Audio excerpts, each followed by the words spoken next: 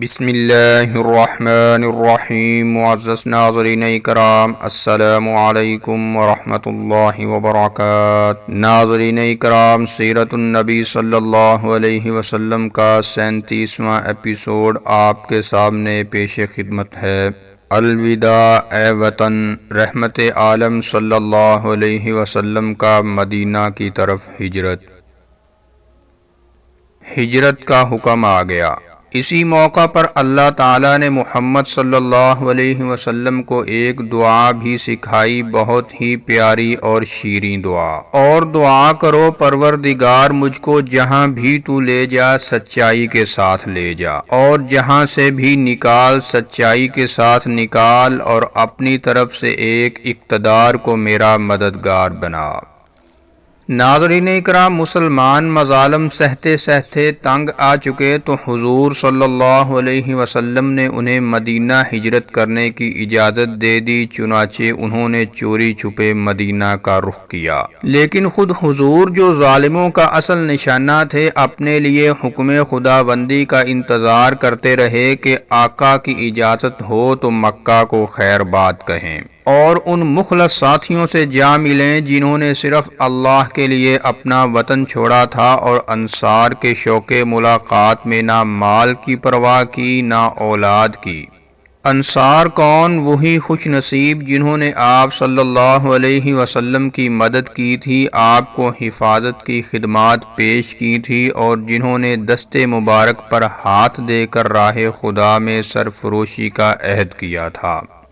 اللہ مہاجروں کا بھی بھلا کرے، انہوں نے صرف خدا کے لیے کن کن نعمتوں سے ہاتھ دھویا اور کیسی کیسی چیزوں پر صبر کر لیا۔ انصار کا بھی بھلا کرے کہ انہوں نے دینی بھائیوں کو اپنے یہاں بلا کر انہیں اپنے گھروں میں ٹھہرایا، صرف اللہ کی خوشی کے لیے۔ بالآخر ہجرت کا حکم آ گیا اور آپ صلی اللہ علیہ وسلم نے مدینہ کا ارادہ کر لیا۔ اس وقت قریش کی بھی سازش مکمل تھی اور سارا خاکہ تیار تھا۔ بات کیا تھی؟ مسلمانوں نے ہجرت کی تو انہیں دعوت کے لیے ایک وسیع میدان ہاتھ آ گیا۔ لوگ اسلام کی برکتیں دیکھ کر بہت متاثر ہوئے اور بہت تیزی سے اس کی طرف بڑھنے لگے۔ ہر طرف اسلام کا چرچا ہونے لگا اور مسلمانوں کا زور بڑھنے لگا۔ قریش نے یہ دیکھا تو بہت گھبرائے، انہیں محسوس ہوا کہ اب شامت سر پر منڈلا رہی ہے اور طرح طرح کے خطرے سر اٹھا رہے ہیں۔ قریش و انصار میں نہایت زوردار جنگ کے بھی آثار نمایاں تھے، اس سے ان کے اور ہوش اڑ گئے۔ سوچنے لگے کہ اس طرح تو ہمارا شام جانا بھی بند ہو جائے گا، تجارت بالکل ٹھپ ہو جائے گی اور ہم دانہ دانہ کو ترس جائیں گے۔ چنانچہ وہ دار الندوہ میں جمع ہوئے کہ یہیں ان کا مشاورت گھر تھا۔ یہاں سب لوگ سر جوڑ کر بیٹھے اور کوئی تدبیر سوچنے لگے جس سے اسلام کا سیل رواں رک جائے اور چمنستان دین میں خاک اڑنے لگے۔ لوگوں نے مختلف رائے پیش کی۔ ایک نے کہا محمد کے ہاتھ پاؤں میں زنجیریں ڈال دیں، پھر کسی مکان میں بند کر دیں۔ دوسرا بولا خدا کی قسم، اگر قید کیا تو ہر طرف چرچا ہو جائے گا، پھر تو بہت برا ہوگا، مسلمان فوراً چڑھائی کر دیں گے اور جب تک ہم سے اسے چھین نہیں لیں گے دم نہیں لیں گے۔ تیسرا بولا محمد کا یہاں رہنا اچھا نہیں، کہیں دور دراز علاقہ میں چھوڑ آیا جائے، پھر وہ جہاں چاہے جائیں اور جس جگہ چاہے رکیں۔ چوتھا بولا یہ رائے تو بڑی بودی ہے، دیکھتے نہیں وہ کیسی میٹھی میٹھی باتیں کرتا ہے، کتنے سلیقے کی گفتگو کرتا ہے، منٹوں میں دل مو لیتا ہے۔ ایسا کرنے میں تو خطرہ ہی خطرہ ہے، یا تو وہ کسی دوسرے قبیلہ میں پہنچ جائے گا اور اپنی جادو بیانی سے انہیں ہم نوا بنا لے گا، ورنہ مدینہ پہنچ جائے گا اور وہاں پہنچنا تو اور زیادہ خطرناک ہوگا۔ جاتے ہی وہ ساتھیوں کو ساتھ لے گا اور ہم کو پیس کر رکھ دے گا۔ پھر آخر ہم کیا کریں؟ سب ایک ساتھ بول اٹھے، آوازوں سے گھبراہٹ اور مایوسی ٹپک رہی تھی۔ ناظرین اکرام، اس پر ابو جہل بولا ایک شکل ہے جو اب تک کسی نے نہیں سوچی۔ سب نے بڑی بے تابی سے پوچھا ارے وہ کیا ابو الحکم؟ اس نے کہا میری رائے یہ ہے کہ پہلے ہم ہر قبیلہ سے ایک پہلوان اور شیر دل جوان چنیں، پھر ہر ایک کے ہاتھ میں تلوار دیں اور سب ایک ساتھ محمد پر ٹوٹ پڑیں۔ اس طرح اس کا کام تمام ہو جائے گا اور ہم کو ہمیشہ کے لیے آرام مل جائے گا، کیونکہ اس طرح خون تمام قبیلوں میں بٹ جائے گا اور ظاہر ہے کہ بنو ہاشم تمام قبیلوں کا مقابلہ تو کر نہیں سکیں گے، مجبوراً خون بہا یعنی 100 اونٹ پر ہی راضی ہو جائیں گے۔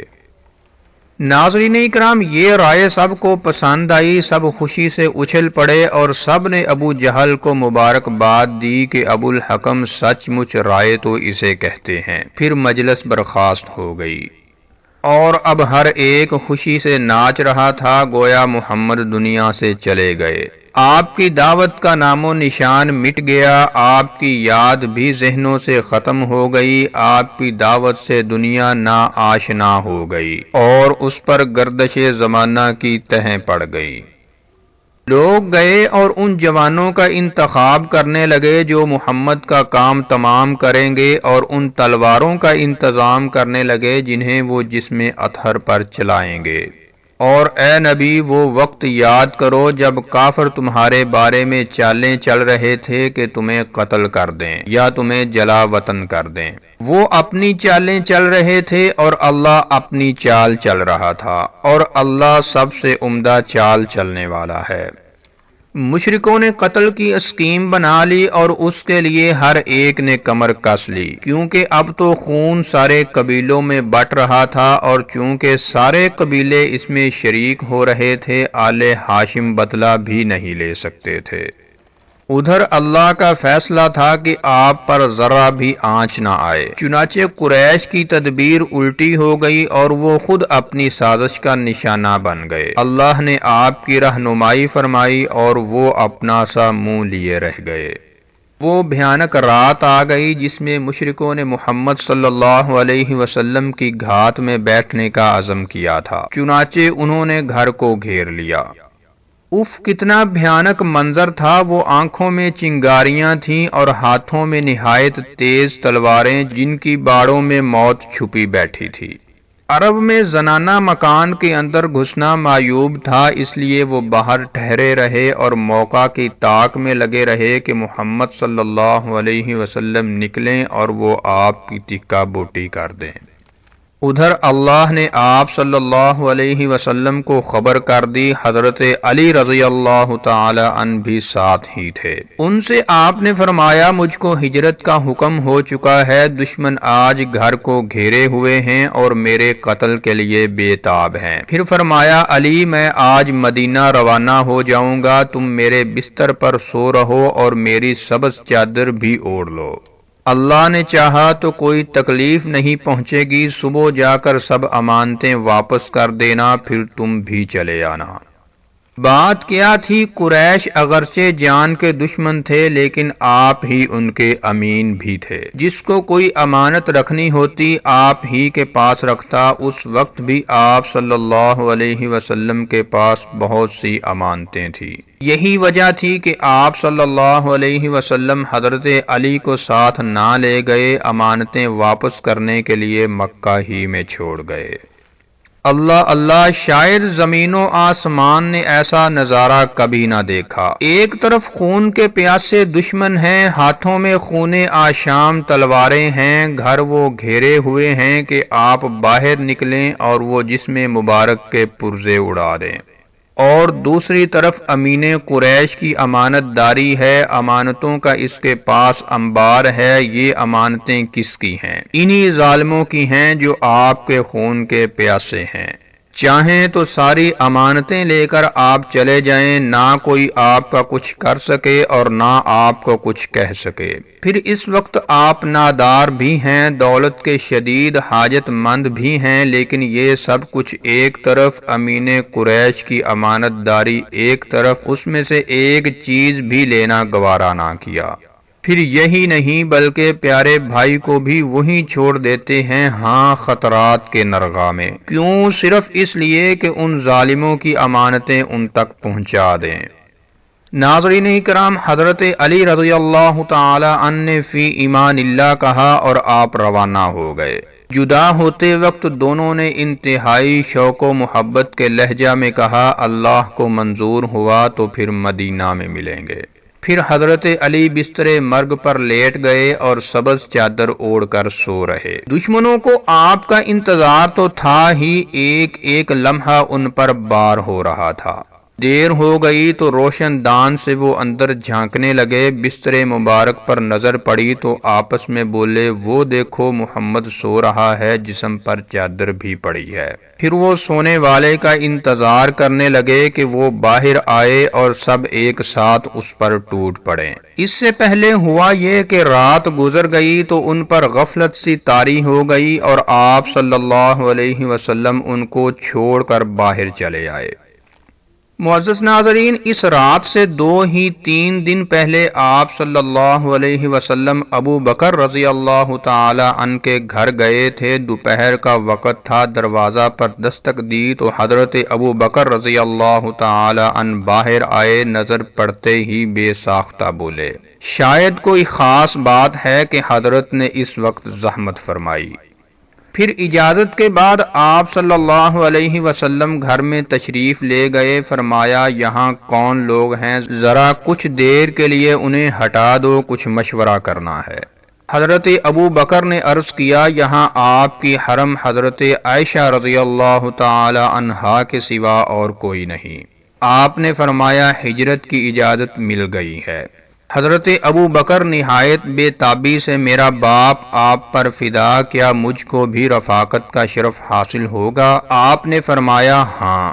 یہ سننا تھا کہ آنکھوں میں خوشی کے آنسو تیرنے لگے۔ عرض کیا، اللہ کے رسول، میں نے کچھ سامان تیار کیا ہے جو جہاد میں کام آئے گا۔ سفر کے لیے 2 اونٹنیاں بھی تیار کر لی ہیں اور عبداللہ بن عریقت سے بھی بات کر لی ہے، سفر میں اس سے سہولت رہے گی۔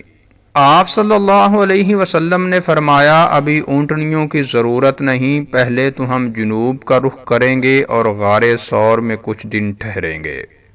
ناظرین اکرام، حضرت ابو بکر رضی اللہ تعالی عنہ سمجھ گئے کہ اس میں کیا مصلحت ہے۔ اس سے پہلے بھی وہ بارہا آپ صلی اللہ علیہ وسلم کی حیرت انگیز سوجھ بوجھ کا تجربہ کر چکے تھے اور جانتے تھے کہ آپ کتنی باریک تدبیریں کرتے ہیں کہ دشمن اپنا سا منہ لے کر رہ جاتے ہیں۔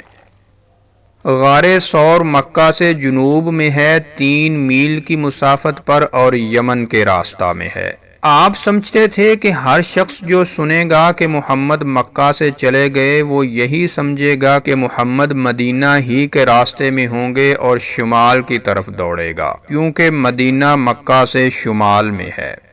چنانچہ آپ صلی اللہ علیہ وسلم نے ایسا نقشہ بنایا کہ پیچھا کرنے والے ناکام ہو کر لوٹ جائیں اور ان کو پتہ بھی نہ چلے کہ آپ کدھر گئے اور کہاں گئے۔ مکہ کی آخری رات جبکہ دشمنوں نے گھر کو گھیر لیا تھا، سیدھے آپ صلی اللہ علیہ وسلم ابو بکر رضی اللہ تعالی عنہ کے گھر پہنچے۔ ان کو ساتھ لیا اور گھر کے عقب میں ایک کھڑکی تھی، اس سے نکل کر باہر آئے اور رات کو پرسکون اور تاریک سناٹے میں تیز تیز قدم بڑھانے لگے۔ پھر مکہ سے باہر پہنچے تو جنوب کا رخ کیا اور غار ثور کی طرف تیزی سے بڑھے۔ ادھر صبح تڑکے ہی حضرت علی رضی اللہ تعالی عنہ کی آنکھ کھل گئی اور وہ بستر چھوڑ کر اٹھ گئے۔ آہٹ ہوئی تو دشمن بھی چوکنے ہو گئے کہ اب کام کرنے کا وقت آ گیا، لیکن محمد کے بستر سے کون اٹھا؟ لوگ بار بار بے تابی کے ساتھ روشن دان سے اندر جھانکتے اور حیران ہو کر وہاں سے ہٹ جاتے، یہ سو کر اٹھنے والا محمد تو نہیں، یہ تو ابو طالب کا لڑکا علی ہے۔ تو ناظرین اکرام، یہ تھا سیرت النبی صلی اللہ علیہ وسلم کا 37واں ایپیسوڈ، اور اگر آپ سیرت النبی صلی اللہ علیہ وسلم کا 36واں ایپیسوڈ دیکھنا چاہتے ہیں تو اوپر کراس کے بٹن پر کلک کر کے دیکھ سکتے ہیں۔ السلام علیکم ورحمۃ اللہ وبرکاتہ۔